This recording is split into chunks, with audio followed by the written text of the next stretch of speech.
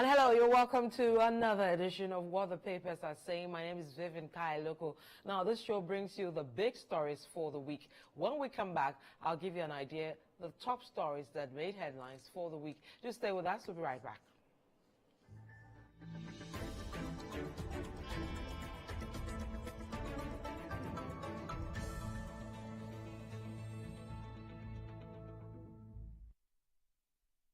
And you're welcome back to What the Papers Are Saying. My name is Vivian Kailoko. Now, the NDC's primaries and marches are rising is still making some news today, and it's likely to go on through to the weekend. I'll take you through some angles that have come around that story. Also, some very tragic stories that have happened this week. First, to do with the death of 7 school children at Weija just yesterday. And also, we had the cases of 4 buildings collapsing this week alone. So these 3 main stories made headlines this week. Let's start with the NDC, and let me take you through how various media outlets have reported that case. Let's start with the Daily Graphic.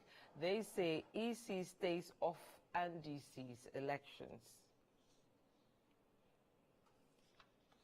Now, Daily Guide says EC pulls out of NDC polls. Ghanaian Times says EC suspends supervision of NDC election over Dr. Dufour court case. The Chronicle says after all the pam against EC, NDC register is riddled with flaws, says Dufour secures injunction against primaries.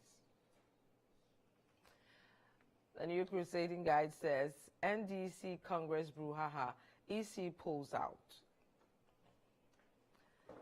The Herald says Dufour slaps NDC with injunction against Saturday's primaries.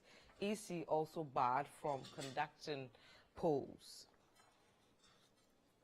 The Custodian says Team Dufour smells foul play in NDC polls. Daybreak says EC runs away from NDC elections. City Newsroom says dismiss Dufour's frivolous and incompetent suit. NDC to court.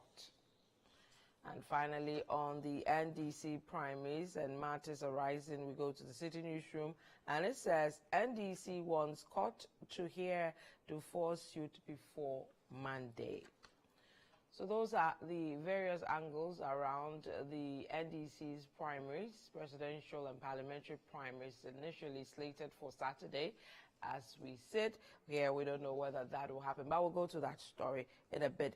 Let me take you to another story, a tragic one, that is school kids drowning at Weija. Let's start with the City Newsroom. It says Weija Agbawi drowning could have been avoided if GES had listened to us. This is Edu Watch speaking. Still with City Newsroom, Weija Agbawi drowning incident, survivor recounts harrowing experience. Then the graphic says 9 children drown after boat capsized at Fana, Botiano. And then myjoyonline.com, drowning of 9 pupils. EduWatch blames GES Education Ministry for not providing life jackets. We'll move away from that story. Let's go to the 4 buildings that have collapsed this week. Let me take you through how the various media outlets reported that story. Let's start with the Daily Graphic. They say 3-story buildings collapse in a week, fears there's lack of supervision. Daily Guide says 7 injured in church collapse. The Finders, 7 construction workers injured in church building collapse. Republic Press says church building collapses at Botiano, 7 injured. City Newsroom, committee tasked to investigate collapse of church building at Old Botiano. And finally, with City Newsroom, construction chamber bemoans collapse of 4 buildings, blames MMDAs. So those are the top stories for the week. Joining me today, I have Samuel Atamensa. He is here with us at City TV as well as City FM. Welcome, Sam. Thank you. Then I have Stella Madonu also here. Welcome, sir. Thank you again. Right, guys. I think we should start with the NDC primaries and matters arising, if you will permit me to do that.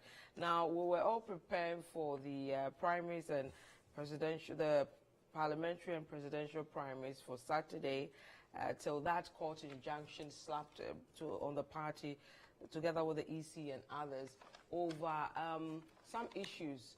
Now, it's one of the presidential hopefuls that Dr. Dufour says he wants access to the party's register, the photo album, as well as the register. Now, the party has responded and says it does not owe anybody the photo album and other matters. But let me start with you, Salom. You are the lawyer here. What do we know about the party's constitution with regards to access to a photo album, a register, and all that for somebody who wants to lead the party for elections? Well, I think Dufour is trying to, Dr. Dufour is trying to test the system, as it were, to ensure that certain things he considers appropriate are done. And I think there's nothing wrong with that. We actually need to encourage that, because it is through systems like this that we build institutions. Many people in the past have challenged many processes of even the state or their political parties, and they have seen tremendous improvements. I mean, the opaque ballot boxes and all of that, all of those things came, we got better because of some challenges that people put up against the system. So what Dr. Dufour not promise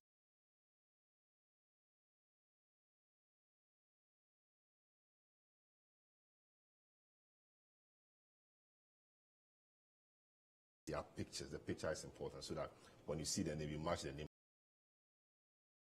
you are sure.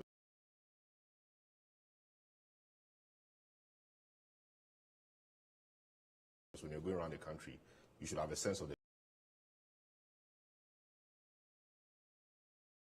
and so what I've heard them say is that the photo album is a new thing they are trying to do for the very first time. So it is not as if it's a prerequisite. That is the album. It's important to mention that a portion of the photo album has been given to them.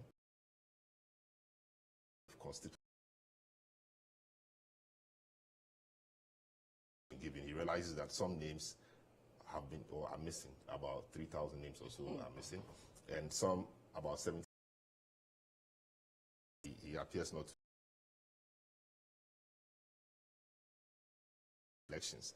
So these are his difficulties. He said he's tried to speak to the party, he's written to them, and there's been no response. The NDC's response really is that you wrote to us about ABC, and we are in the process of addressing those. I thought the NDC could have written back to them to say, okay, your concerns have been noted or acknowledged. Is NDC's Congress slated for Saturday. What that means is that the court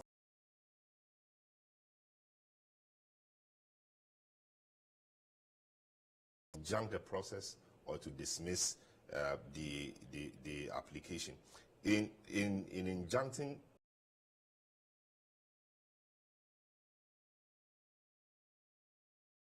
number of things, if it's not so, the court will have to do whether what has been brought to court has a serious question to be tried or a serious question to be answered. I think there's a serious.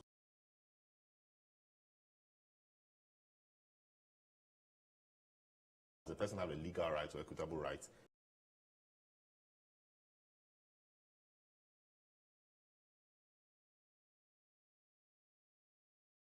Not going to be fair or free for you. I think you will have some concern. So I think the court will also consider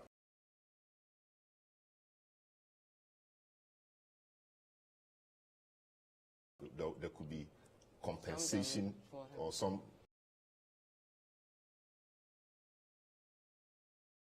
I don't know how Dr. Dufo will take this, but the court will do. And you lose. Rules that yes, you were right in the things you were raising. The election is gone. Maybe you would have lost it. Can we recall the election? What would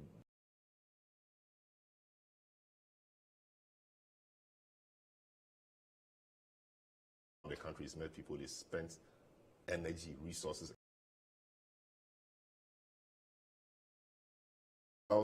venues, all of that, and all the other candidates. The court will look at that. If we are to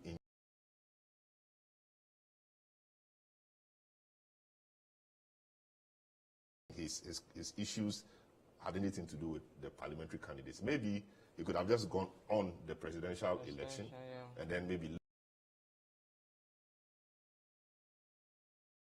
candidates who are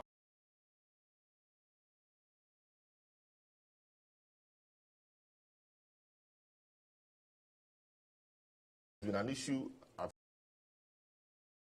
the date was the date, as it were, is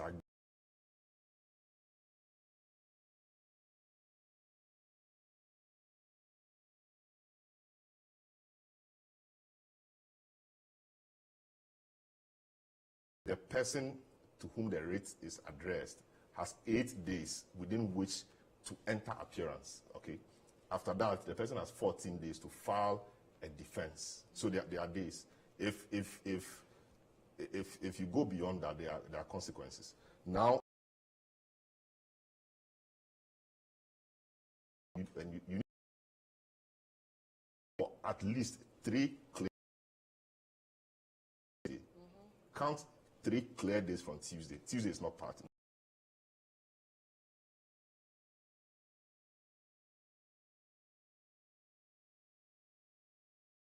Three clear days. So the matter couldn't have been slated. In fact, the registrar wouldn't have given them Friday.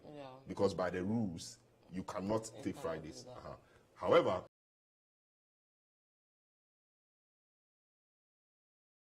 of time, the other party will have to agree. They abridge the time.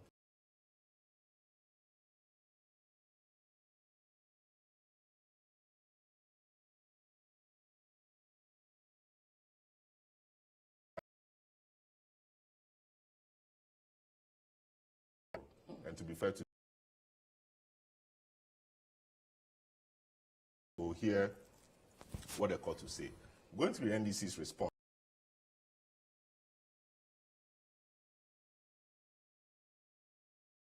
The fact that the proper persons to sue. If you don't sue officers, the person they've sued, have no capacity, etc. That's an argument they decide to uphold that, and so everything falls. To end. Whether we can do something about it, I am not even sure whether anybody wants to do anything about it, because nobody has shown any willingness. I think what we've seen for some time now is we have weak regulations, and we don't follow through some of these,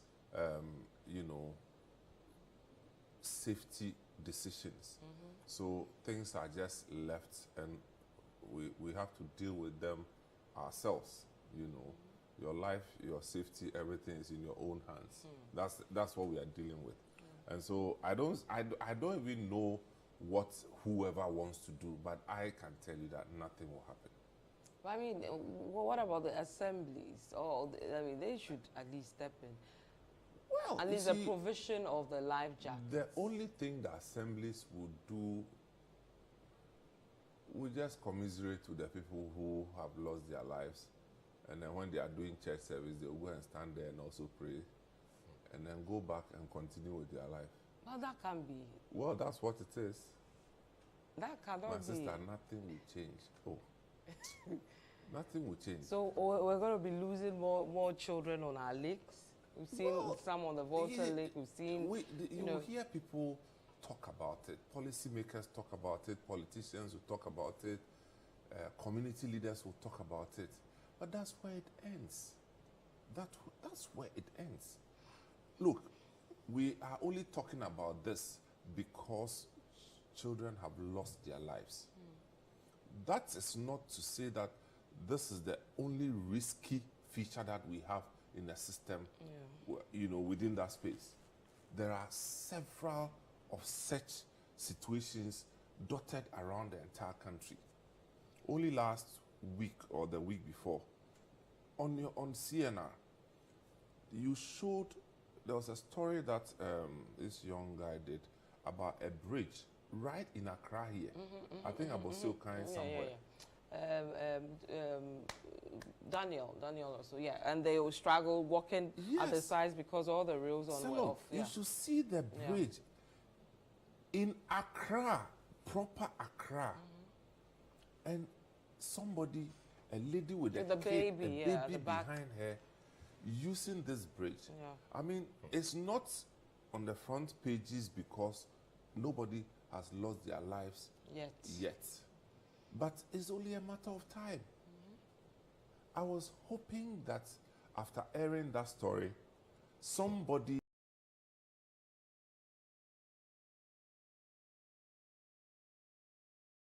will resolve or will solve the problem. Nothing like that has happened. But let somebody lose their lives, and you see how many politicians will go there in their political suit to go and do commiseration.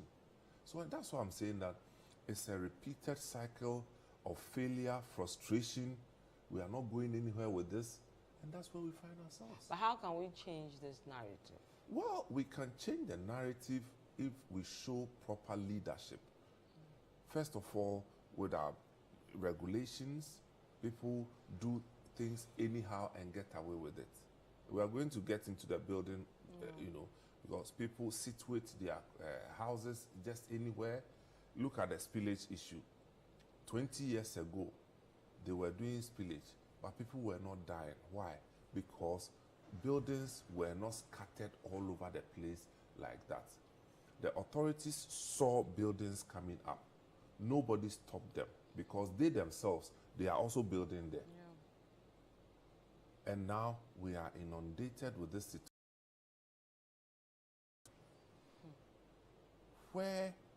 Which part of Accra is left now that you won't find buildings springing up? Tell me where. People are reclaiming lagoons, riverbeds, Ramsar sites, and building. Under the watch of authorities. Under the supervision of assemblies. So we can sit here and wish that something will be done. If I told you that something will be done, I have only lied to you.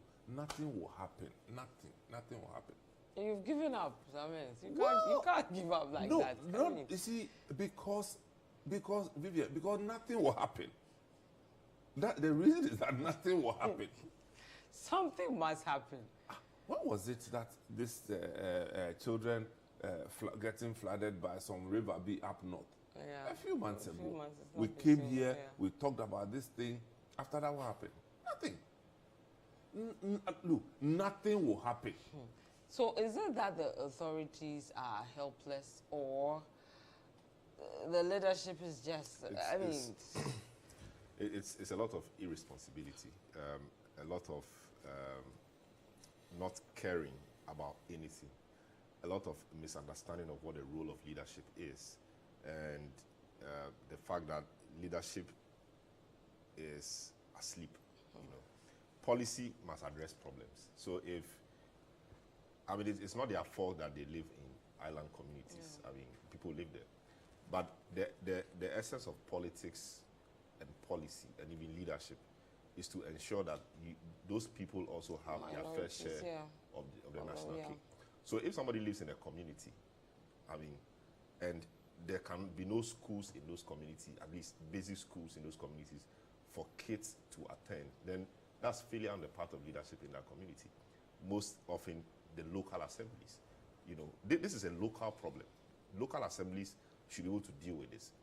They are people walking long distances Marcelo, to go to school. where are they going to get the money from? Yeah, so you know, The local assemblies, Yes. they don't control the money.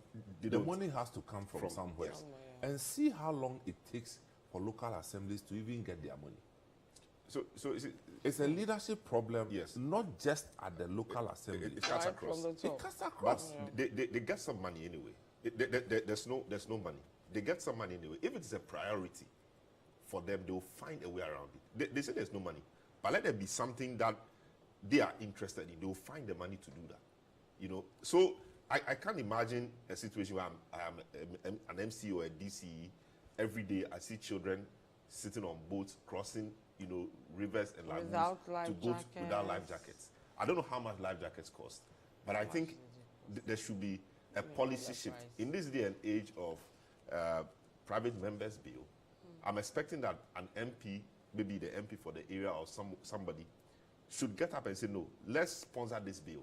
Let's make it mandatory that all local assemblies must have, you know, or must provide kids who attend schools in those areas life jackets. So life they wear that jackets, every yeah. day. I mean, one life is too precious to be lost this way. But 9 lives. And in the space of how many months? 2-3 months, we've lost close to 15, 16, 17 kids. Children, yeah. You know, we may treat our statistics until you know one of them, until one of them is your child or your relative. You wake up and they tell you that your child you sent to school, you know, could not come back, Lost their life. drowned, dead. It's not a pleasant situation. So I think leadership must wake up to the call. Leadership is sleeping. There's NADMO, of course. I don't know whether they only by management of disasters. And now when they it go has to- there, they don't do anything. They also commiserate. they don't give blankets again. Oh, Charlie. I think the assemblies must work. The MPs in those areas must be alive to their responsibilities. It cannot happen that in this day and age, people will be crossing rivers and lakes and lagoons to school, and they are not in life jackets. That's the least. So disappointing. Very, very, very disappointing. We need schools in those communities. If you can't build schools in those communities, let's make their lives better a bit by providing them with life jackets. How much does it cost? How many children are even in those communities? We should be able to mobilize that and then let them have life The jackets. painful thing is to think that just this year alone, we've had a few incidents of, a similar And nature. still counting. And still count. And nobody. It's a leadership problem. I'll take the leadership past the local assemblies. Look, we were all here when, and I'll just have to say, it, we were all here when Dampare was made IGP. How many years ago? 1 year? A year and a bit? A year, Not yeah. even 2 years. Yeah, over a year Yeah. at least. See the transformation that one person has brought to the police. It's a leadership problem. I'm telling you. Go to the police headquarters today. And you wonder, is it the same police headquarters that used to be there 5 years ago? It looked like an abandoned warehouse. Now the Look front at the yellow. place. No, what is the Ministry of Local Government doing about this? Because the local authorities, they are not local government. What are they saying that they didn't know that this situation existed? And it repeats. And even GES, because they know they have a schools, map yeah, of the they country. need They know where people schools cross are the and where there are no schools. And I'm saying that GES cannot solve that kind of problem. Because we know the problems do exist. This is the point I'm making. And so, okay, there's an MC or a DC there. So the minister should just wait. Shouldn't do anything about it. I mean, this is disgraceful. It's sad. I mean, kids going to school, and I hear one wasn't found, one was missing, and he or she was found this morning. And you can. Well, it was reported that seven and children now we are 9. lost their lives until they brought 9 children from the So police. we are not even sure what Whether which number more saved. than that, yeah. It But they may claim there well were be 12 people on the boat. That's what they claim. Whether that's the figure is another. And we don't even have any system or a situation where somebody will sit somewhere and say, okay, these guys are too much on the boat. This boat shouldn't take this number. It's like free for all. You see, I think that, look, people must show leadership. The local assemblies, yes, but they don't have the resources. They do not have the resources. So what are they running the then? local assemblies. Yeah. No, I mean, they have a part to play. I'm not saying, I'm not absolving. I'm saying they have a part to play. But when it comes to capital intensive projects, it goes beyond the local assembly. And even the education that you give to such communities, what is the Maritime Authority doing? What's the Maritime Authority doing? Can they add on all these water bodies? I think our big projects. No, this is taking people's lives. It's taking people's lives. So I'm saying that we need to show leadership to safeguard these communities and to just safeguard lives. Because one day we just woke up and 9 children just gone just like that. And we see it as statistics because these are not our relatives. It's just statistics. We can count the numbers and we are okay, move to the next item because it's not our blood. That is not fair At all. Talking about supervision and leadership, we've seen another development this week. These buildings are going up. Somebody is supposed to check and be sure. 1, do you have a permit? 2, are you going by the rules? And then the next thing, and then we go to the site, talk about it, people are dead, and we move on. We say we investigate. Nothing comes out of the investigation, and then we go back. You know, so now the body is called the Land Use and Spatial Planning Authority. We are always quick to change names and transform such bodies to authorities, etc. There should be, of course, they have a role to play, and they know they have a role to play. Getting building permits is as difficult as anything. So now the trick is, you start building. When they come, you pay penalty, and then you continue. Why should it be like that? And people are in a hurry to build fast. One of the buildings that collapsed recently, I hear, I mean, story building they were building. It took less than a month to get to a certain height. Working even But during the night. you can't do that. When you cast the concrete, you need a certain number of days for it to dry properly. So, you know, but supervision, nobody is watching anything. So it appears we have resigned in the country. Everybody just thinking about himself. We don't care. And, you know, it will surprise you that those people have permits or they know somebody somewhere who give them something. I mean, it's just a mess. Nobody thinks about doing the right thing. All we think about is, what do I get for myself? And so once you give me some money and I'm fine, you can go ahead and do whatever, you know, with my blessing. We cannot run a country like that. You know, area development, spatial planning, etc. What are the guys doing? What are they doing? You go everywhere, buildings springing up left, right, center, no plan. I mean, nothing. Because those, some 10, 15 years ago, you could be told, okay, there's a road here. You don't have to build it. But now people block roads and build. And nobody does anything. People block roads and build, even in plush areas. And nobody cares. Nobody really cares. And we are just fine. People will build on waterways. And we know that when you build here and it rains, I mean, there'll be trouble. There are local authorities. There are people. But nobody will say anything. The trouble will happen. NADMO will come. We'll come and say, we'll give speeches. We'll sound stern and all of that. Rainy season is over. We all go back to sleep. It comes back again. It's getting tiring. It's tiring. You know? It's tiring. Saying the same thing over and over again. Well, the new trick, Salom,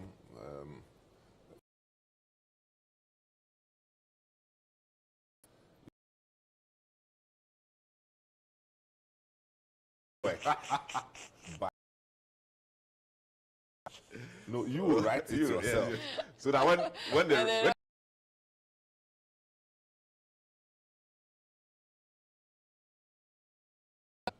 you know, I think that the penalty regime for people who violate the building codes and professional, unprofessional conduct is a bit weak. You know,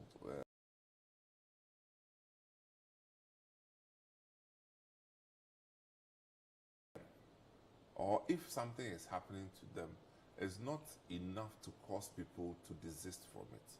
And that's why we find ourselves where we are.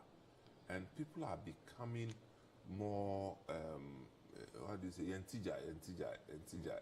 You know, people have become more stubborn. You know, the kind of things that we never saw even 20 years, 10, 20 years ago, people are doing it. Just blatantly violating every. It's in recent times, you'll be driving and you see somebody driving on the opposite side. And with alacrity, and they don't care. And they will even insult you. And then they start insulting because they know that they are doing the wrong thing. You think that you have seen the worst thing. You turn around as a policeman on the phone talking to somebody freely. You can't be bothered. The indiscipline is affecting everything we do. And it's on purpose. People are indisciplined for a purpose.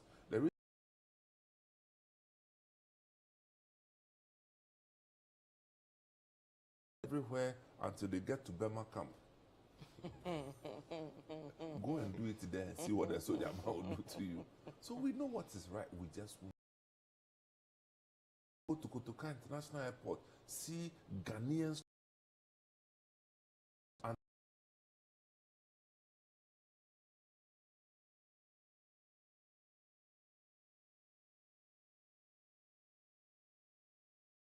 discipline.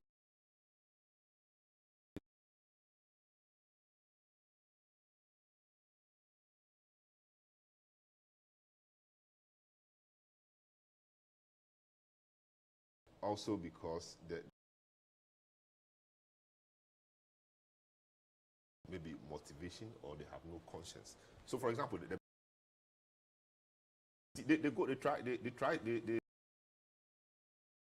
go around.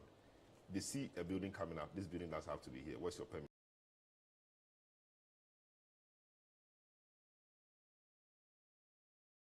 Etc. So maybe you have to pay some penalty or you have to suffer some penalty. But that penalty, if it's in monetary terms,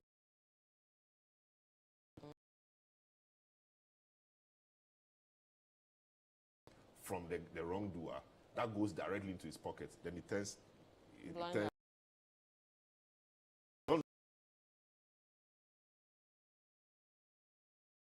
more harm. Ghanaians outside the country, they young guys very happy about things we can do.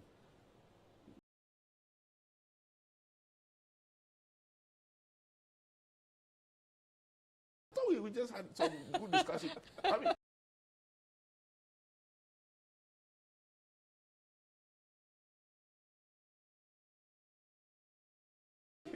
I said no. So we know what to do, but because we think there's no penalty, we do it. The punishment regime or the enforcement of the law, when you are caught up with the law, we must try as much as possible to go through the process to the end. You give money to a policeman, you give money to this person, and they leave you. That has brought us to where we are. And the policeman is standing there. In fact, if you've not even done anything, they're asking you for money. You do my something. sister, anything for the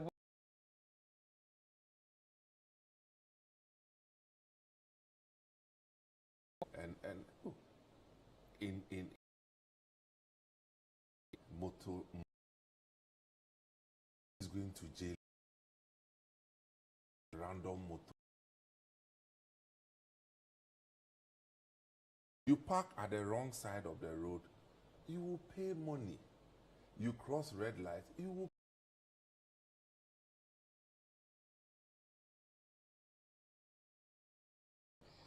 Since when? How long have we been trying to get this on-the-spot charges? But nobody. It looks like nobody is interested. Yeah, but what will happen is, so the policeman arrests you. Maybe the person doesn't come to you. No, yes, it doesn't come to him, and it will take. This is what they are doing. But what I'm saying.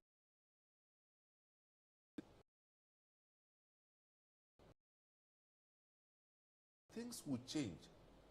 Because the policeman now sees that. Because, look, if you have a dashboard at the police headquarters that says that this week, this is how much money we collected for government, and out of that, we have been giving X amount.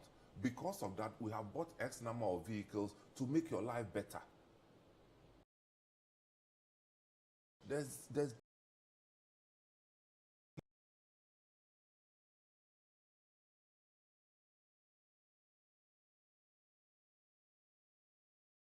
disastrous destination.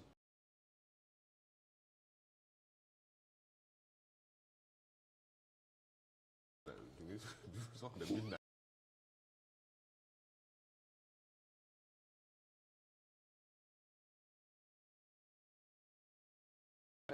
Alpha Hour, Ghana edition. A 1 month run, let's see there will be change. Alpha Hour tomorrow. Yeah, but we need to agree. Just for Ghana, not for people's. Thank you to you too for joining us. My name is Vivian Ka.